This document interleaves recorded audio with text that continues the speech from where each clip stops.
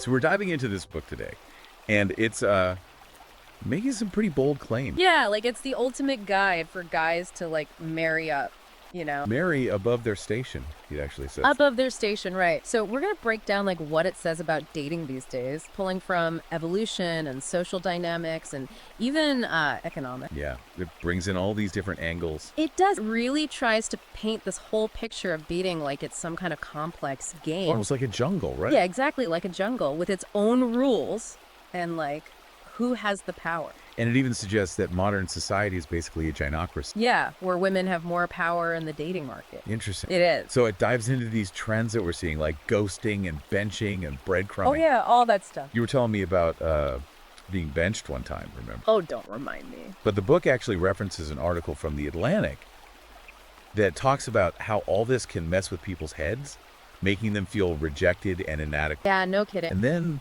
it brings in some research from BMC Psychology, suggesting that the whole swiping culture on dating apps might be making it harder to really connect with people. Yeah, because you're just like focusing on looks. Right. Prioritizing looks over personality. Exactly. Now, there's this whole section on pornography. Oh, okay. And it cites a Kinsey Institute survey that found that a pretty high percentage of both men and women watch porn regularly. Interesting. The book kind of suggests that this could be feeding into unrealistic expectations and maybe even leading to dysfunction in relationships. What do you think about that? I mean, it definitely raises some questions about how porn is impacting how we see intimacy and relationships. Yeah, in this digital age, right? Yeah, in this digital age. Where everything's so accessible. It's a complex issue. It is, for sure. So the book then jumps into this whole evolutionary biology angle, Okay. leaning heavily on Darwin's concept of sexual selection. Survival of the fittest kind of thing. Well, yeah, it's arguing that men and women evolved different mating strategies because of survival instinct. Makes sense. It does. I mean, if you think about it, it makes sense. It says that attraction is not just about looks. Right, there's more to it. It's about those cues that signal genetic fitness and the ability to provide and protect. Like a strong Yeah, a strong jawline. symmetry, waist to hip. All those things. Yeah, those are all highlights. As attractive traits from an evolutionary perspective. So it's like ingrained in us, you know, Yeah. from way back when. Yeah, so then it gets into this thing called the Coolidge effect. Oh, I have never heard of that. I hadn't either before reading this book, but basically it's the biological urge for sexual variety, Oh, especially in males. so guys are more prone to wanting variety. That's what the book argues. And it says that this inherent drive can clash with the whole monogamy thing Well, that's interesting. because, you know, in modern society, monogamy is like the ideal. Yeah, you know? it's what we're supposed to strive for. So it's trying to reconcile these biological urges with societal expectations. That's a tough one. It is a tough one. I mean, how do you balance those two things? So then it gets into this concept called hypergamy. Okay, what's that? Buckle up, because this is where it gets interesting. All right, I'm ready.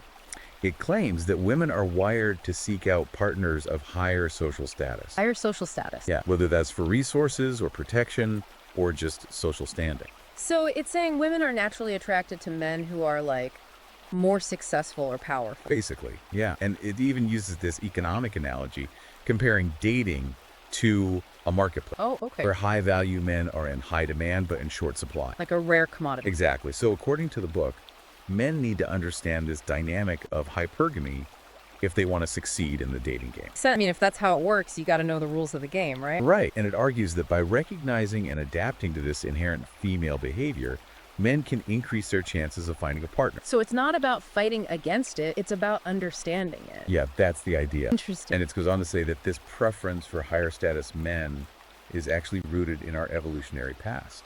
Makes sense. Back then, women needed a partner who could protect them and provide for their kids. Exactly. Ensure the survival of their offspring. Right. It was all about survival. So the book is basically trying to connect our biological impulses with our social behavior. Especially in the context of dating and relationships. Exactly. That's really fascinating. Then it takes this concept of hierarchy and applies it to social dynamics, Okay, I'm following. saying that just like in the animal kingdom, human relationships are also governed by these power structures. So there's always like a pecking order. That's what it suggests, yeah. Interesting. And it even goes so far as to say that men should strive for leadership positions to increase their attractiveness. So it's not just about money, it's about being a leader. It's about being competent and having influence. Makes sense. I mean, people are naturally drawn to leaders. And it ties this back to the importance of building a strong social network of male friends. Like a brotherhood. Yeah, it uses that term brotherhood. Because guys need to support each other. It argues that this is essential for both personal growth and romantic prospects. Yeah, having a strong support system is important. Absolutely. So are we getting to the controversial stuff now? I think we're about to, yeah. Okay, hit me with it. So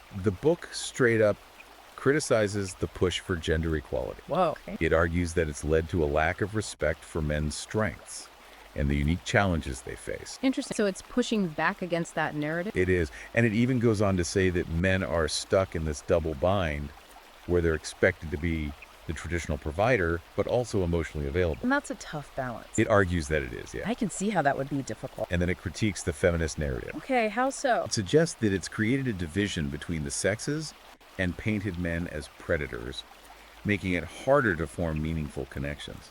So it's saying feminism has actually made things harder for men in some ways. That's the argument, yeah. And it even suggests that men are often shamed for not being vulnerable enough. But then when they do open up, they're seen as weak. Exactly. It's like they can't win. It's a tough spot to be in. It is. Yeah. And the book seems to be speaking to a certain segment of men who feel misunderstood in the current social and cultural climate. I can see that. So then it delves into this whole philosophy of stoicism. Okay, interesting shift. It advocates for men to adopt its principles of emotional control and resilience. So, like, being more stoic in the face of rejection or disagreements. Exactly. Not letting your emotions get the best of you. That's a valuable skill for sure. It is. And it encourages men to build inner strength through things like meditation, journaling, and setting personal challenges. It was about self-improvement. Yeah, about becoming the best version of yourself. Yeah. And it even links stoicism back to nature, suggesting that accepting traditional gender roles is in line with the natural order of things. So it's tying it back to that evolutionary perspective. Exactly. It's all connected. This book really covers a lot of ground. It does. And we're just getting started. All right, let's keep going. I want to hear more about this dating advice it's got. Okay, let's get into it. It also tells guys not to, like, try too hard to impress women. So no more bending over backwards. Yeah, basically, like, high-value women are going to be into guys who are already self-assured, Got it. you know, not looking for validation. So how should men talk to women, according to this book? Well, it says you got to master both, like, what you say and how you say it. Okay, so body language and all that. Like, exactly, like strong eye contact. Mirroring. Yeah, mirroring her body language, even like casual touches to see how comfortable she is. So reading those subtle signals. Yeah, it's all about those subtle signals. Got it. But it also says being a good listener is super important. Okay, that makes sense. Like asking those open-ended questions, you know? Sharing interesting stories, remembering little details about her. To make her feel seen, heard. Exactly. Seen, appreciated. What about being upfront about your intentions? Oh yeah, no more beating around the bush. The book is all about honesty and directness. Even when you're telling her you're interested. Especially then, it says that's like the best way to avoid misunderstandings.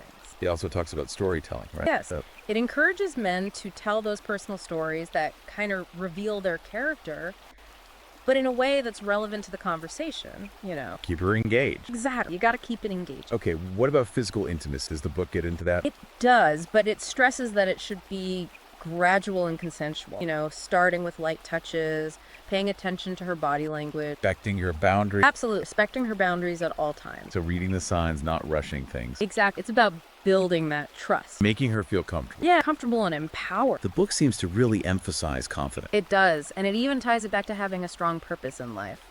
So it's not just about swagger. It's about knowing who you are, what you want. Yeah, pursuing your goals with passion, that kind of thing. And high-value women are drawn to that. They are. The book says they can spot a guy with purpose a mile away. So how do you cultivate that kind of confidence, according to the book? It's about personal development on all levels. Fitness is a big one. So hitting the gym is about more than just looking good. Yeah, it's about feeling good, about having discipline. It shows you care about yourself. Signals good genes too, right? That's what it says. And it talks about the benefits of exercise, how it improves your mood, reduces stress. Makes you more adventurous even. Yeah, open to new experience. Exactly. And it also suggests joining fitness groups. Not just for the workout, buddy. No, for the social aspect too, building that network. Which ties back to that whole brotherhood thing. Yeah, surrounding yourself with like-minded people. Okay, so the book doesn't just focus on dating. It gets into marriage too. It does, and it gets pretty real about it. Yeah, it's not all hearts and flowers. No, it emphasizes that marriage is a legal agreement. With serious implications. Exactly, like you gotta be prepared. It even suggests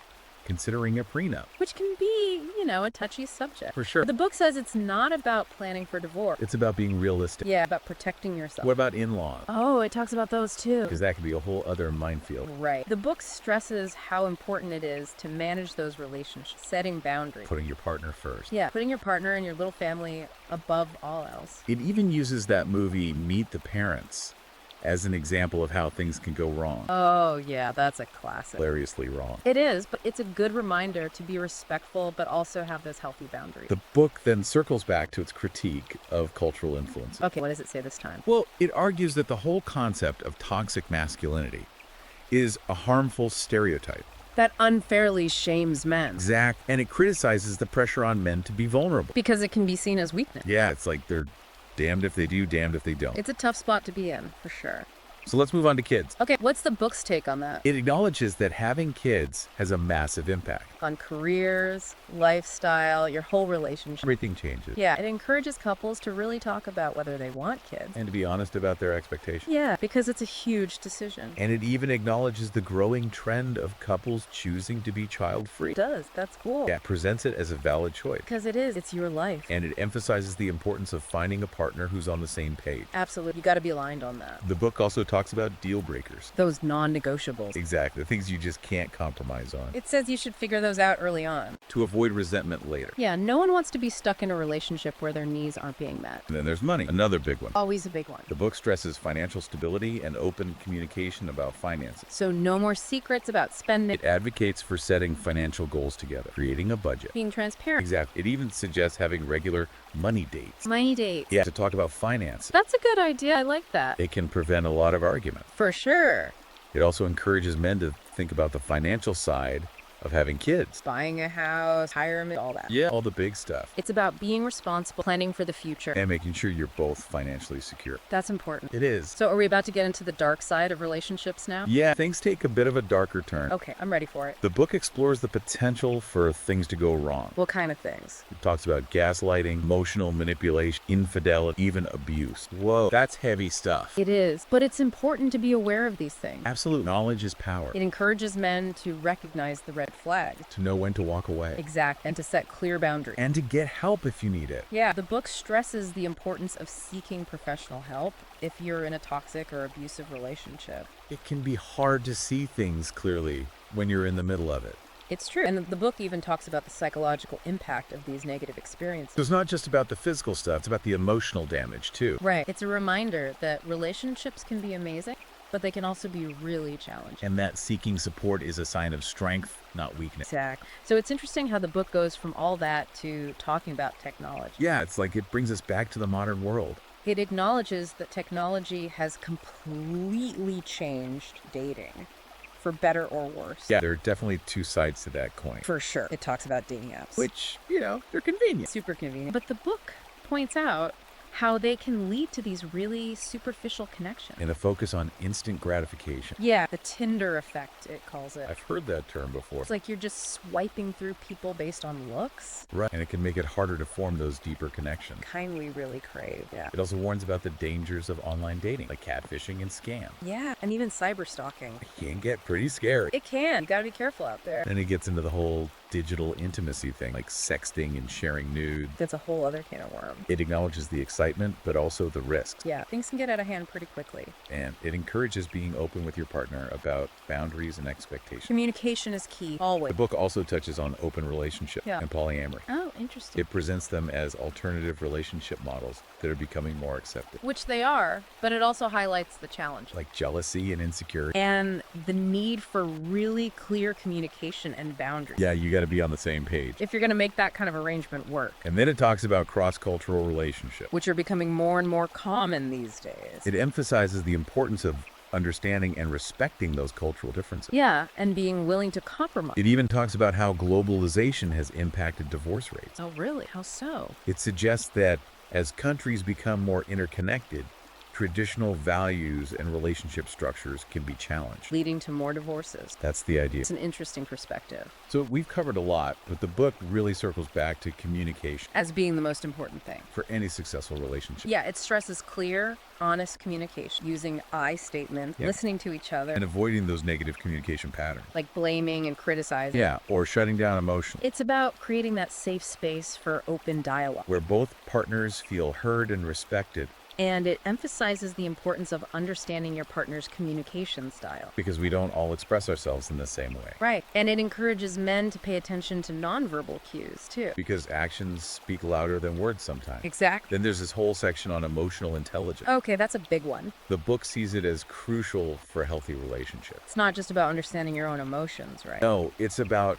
recognizing and responding to your partner's feelings with empathy. So being able to put yourself in their shoes. Exactly. And it encourages men to develop this skill by practicing active listening, Validating their partner's emotion. being aware of their own emotional triggers. Good stuff. It even gives some practical tips, like using phrases like, I see you're upset, Even if you don't agree with them, it's about acknowledging their feelings, validating their experience. which can build trust and intimacy. Then the book gets into this really cool concept of love languages. Oh, I love that concept. It explains how people express and experience love in different ways. The 5 love languages, right? Exact words of affirmation, quality time, physical touch, acts of service, receiving gifts. And the book encourages couples to figure out each other's primary love language. So you can show your love in a way that they'll actually appreciate. That makes so much sense. It also stresses the importance of physical intimacy Making it a regular part of your lives. and being open about your needs and desires. That's so important. The book acknowledges that every relationship is going to face challenges. It's inevitable. It talks about the importance of resilience. Bouncing back from those tough times. It encourages couples to see challenges as opportunities for growth, And to develop healthy ways of resolving conflict.